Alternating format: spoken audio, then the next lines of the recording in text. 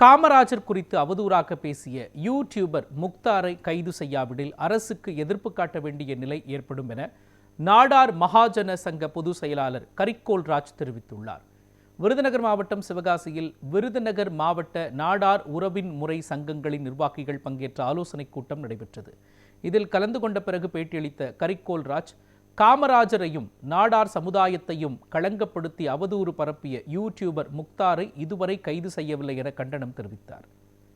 தமிழகம் எங்கும் அனைத்து சங்கங்களும் எல்லா ஊர்களிலும் மனு அளித்து விட்டோம், சிஎஸ்ஆர் போட்டு தந்திருக்கிறார்கள். ஆனால் அவர்கள் மீது இதுவரைக்கும் நடவடிக்கை எடுக்கவில்லை. அதே நேரத்தில் இன்னொரு யூடியூப் சேனல் மீது ஒரு 2 லட்சம் ரூபாய் கேட்டார்கள் என்று சொன்னவுடன் உடனடியாக அவர்கள் மீது நடவடிக்கை எடுத்து இரவிலே வீட்டை பூட்டி களை எடுக்கிறார்கள். இதே நிலையைத்தான் அவர்கள் மீது யாராவது குறை சொன்னால் உடனடியாக நடவடிக்கை எடுக்கிறார்கள். இது காமராஜரையும் இந்த ஜாதியவும் சேர்த்து குறை சொல்லி இருக்கிறார்கள். வணிகர் சமுதாயம் கல்வி நிலையம் நடத்தி கொண்டிருக்கிறோம். இப்படிப்பட்ட ஒரு சமூகத்தை தேவையில்லாத ஒரு கான்ட்ரோவர்சி பண்ணுகின்ற பொழுது நாங்கள் அதை காட்ட வேண்டிய இடம் தேர்தல் தான். அதற்குள் கைது செய்யப்பட்டு விட்டால் நாங்கள் என்றைக்கும் போல் சங்கங்கள் சமூகமாக நடந்து கொண்டிருப்போம். இல்லை என்றால் இந்த முடிவை எடுக்க வேண்டிய காலம் வந்துவிடும்.